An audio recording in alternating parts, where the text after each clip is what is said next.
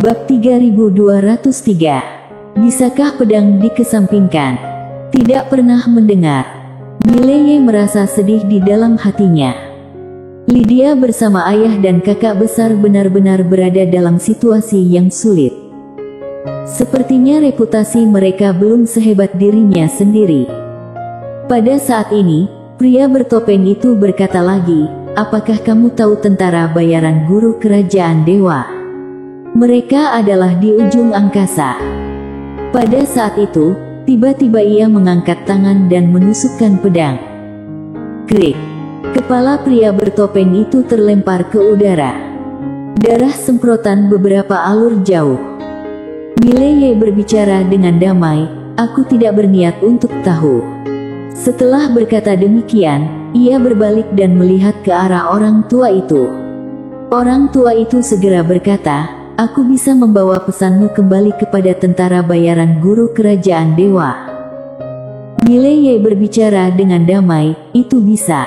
Sampaikan pesan kepada kapten kalian, katakan padanya, jangan ganggu aku lagi, jika tidak, aku akan menghancurkan tentara bayaran guru kerajaan dewa kalian." Orang tua itu melihat Mileye sejenak, pasti akan disampaikan. Setelah berkata demikian, dia langsung berputar dan menghilang. Setelah orang tua itu pergi, Mileye langsung berbalik dan melihat ke arah Tu, pergi ke klan siluman yang sebenarnya. Tu tersenyum, "Bagaimana kalau aku pergi sendiri saja?" Mileye tidak mengerti, mengapa. Tu menyeringai, "Terlalu berdarah, lebih baik kamu tidak melihat." Mileye menggelengkan kepala dengan senyum, "Ayo pergi bersama-sama." Tu mengangguk sedikit, "Baiklah."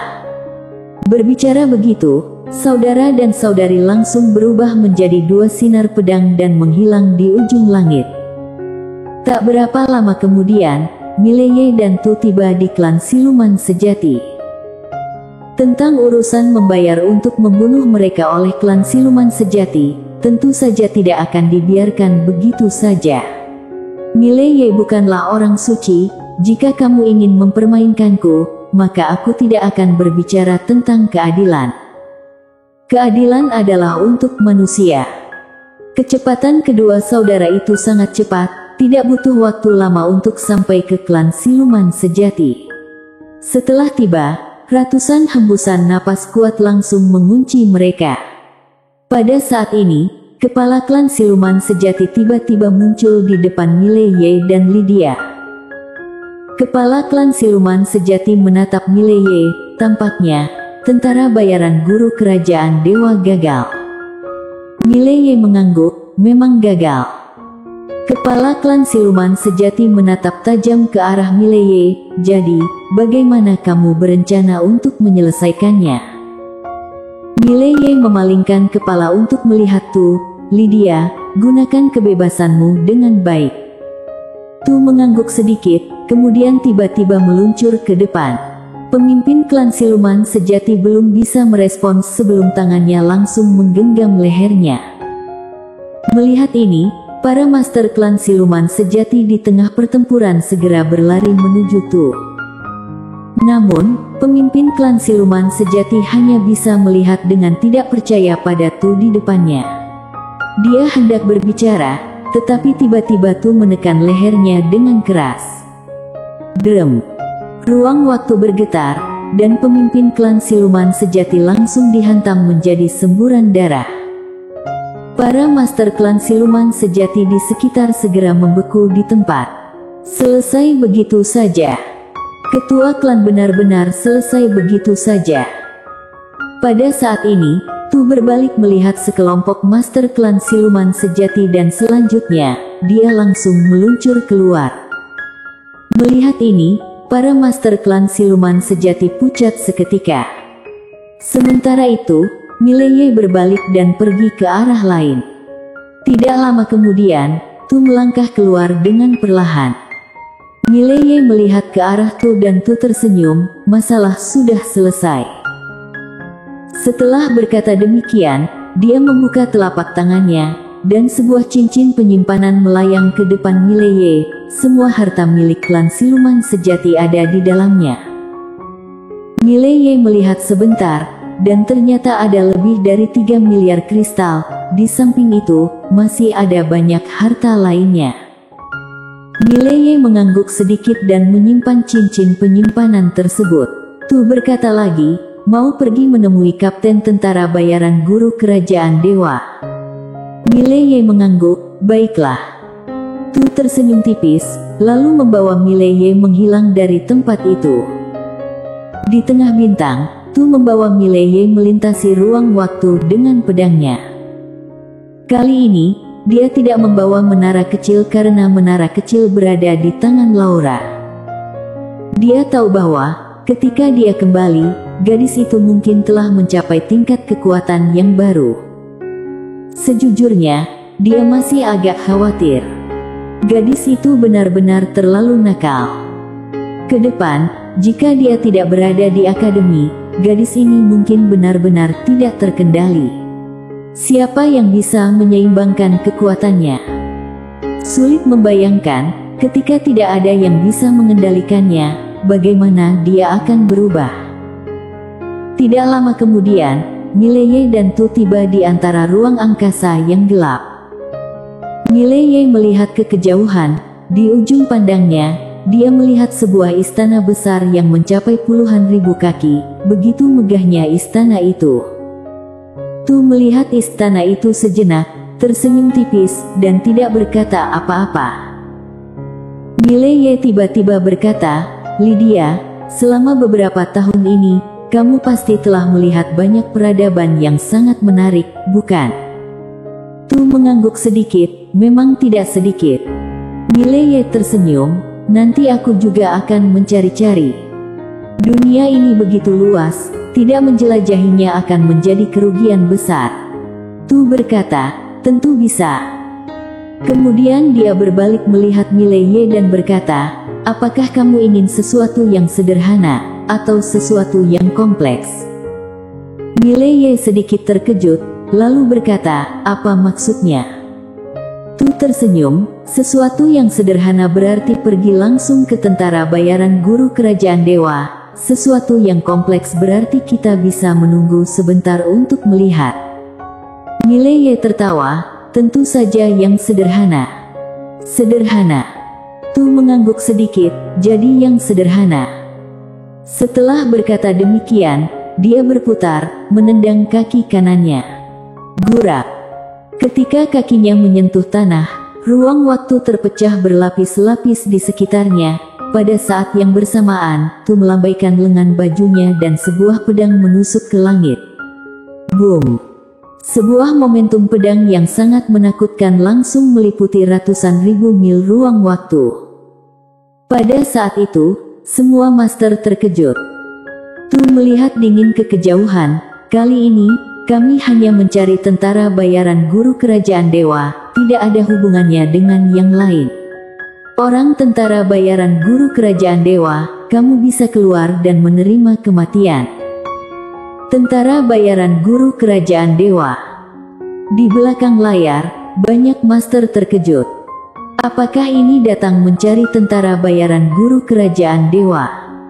Namun, tidak ada jawaban apapun. Tu tanpa ekspresi, jika kalian tidak keluar, maka aku akan menghancurkan semuanya tanpa pandang bulu. Setelah berkata demikian, dia meraih erat tangan kanannya. Di kejauhan, pedang itu bergetar hebat, gelombang pedang yang sangat kuat langsung bergulung, momentum pedang yang kuat membuat wajah semua master di medan pertempuran berubah drastis. Pada saat itu, seorang tetua berjubah hitam tiba-tiba muncul di depan Tu dan dengan cepat berkata, Nona, kami akan membawamu ke tentara bayaran guru kerajaan dewa. Tu melihat tetua berjubah hitam, baiklah. Setelah berkata demikian, tetua berjubah hitam itu menghela nafas lega, sambil merasa sangat heran di dalam hatinya.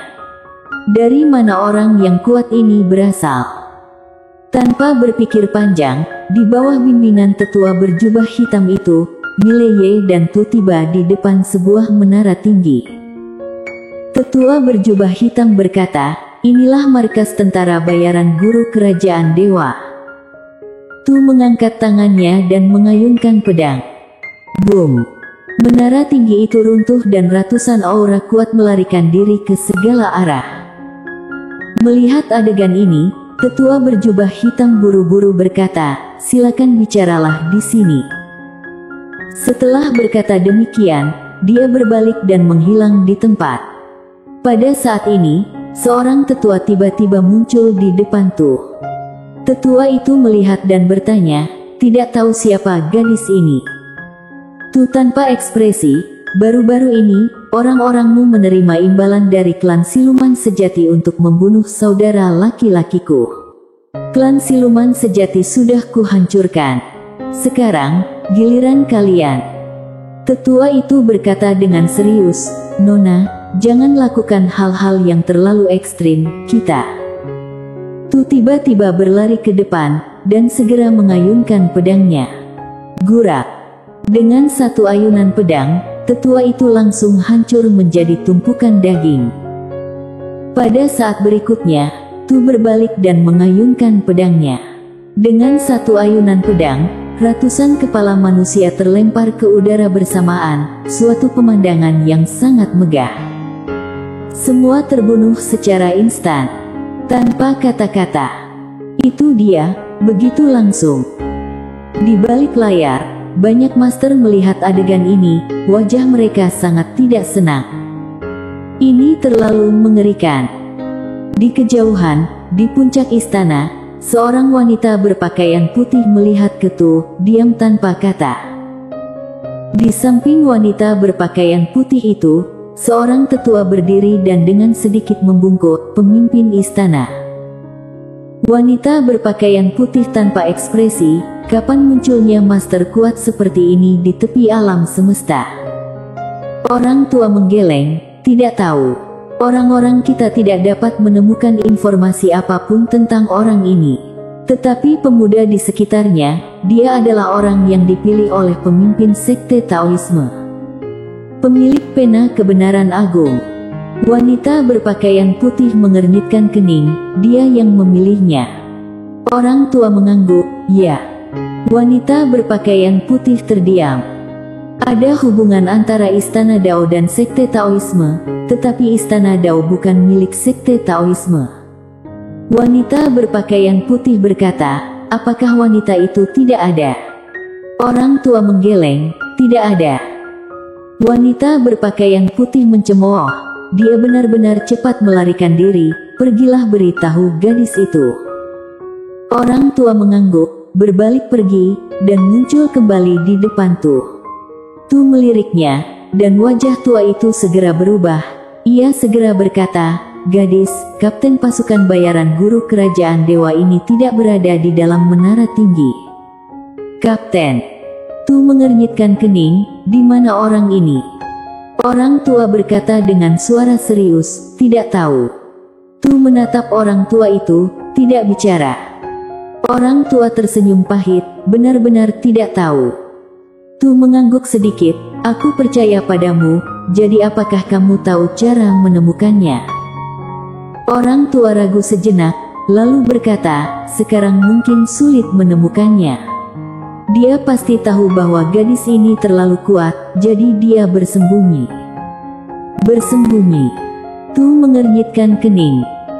Orang tua melirik Tu, lalu berkata, "Kalian bisa mencari jaringan rahasia. Itu adalah organisasi intelijen, orang-orang mereka sangat banyak, tidak ada informasi yang mereka tidak tahu."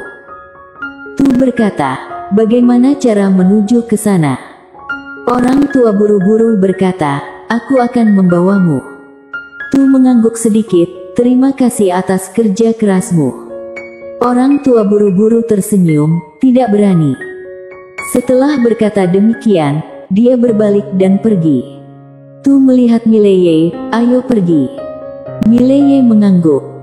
Kedua saudara mengikuti orang tua itu menuju ke sebuah gubuk kecil dan orang tua itu berkata, "Lihat pemimpin kami." Di dalam gubuk kecil, suara seorang pria terdengar, "Pemimpin tidak ingin bertemu orang." Orang tua tanpa ekspresi, gadis ini baru saja menghancurkan pasukan bayaran guru kerajaan dewa. dia ingin bertemu pemimpinmu, apakah kamu ingin mempertimbangkannya lagi? Sejenak kemudian, suara itu tiba-tiba berkata, silakan masuk, gadis. Dengan cara ini, 3 orang masuk ke dalam gubuk kecil. Rumah itu sangat kecil dan gelap. 3 orang terlihat sedikit sesak ketika masuk.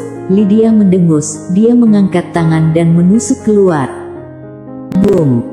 Seluruh gubuk kecil langsung hancur. Di depan 3 orang tidak jauh dari sana, seorang pria paruh baya duduk. Tu melihat pria paruh baya di depannya, tidak masalah, kan? Pria paruh baya bergumam, lalu berkata, tidak masalah. Lydia mengangguk sedikit, tidak bicara. Pria paruh baya menunjuk pedang yang menempel di dahinya dan berkata dengan gemetar, bisakah pedang itu dikesampingkan? Semua orang bersambung.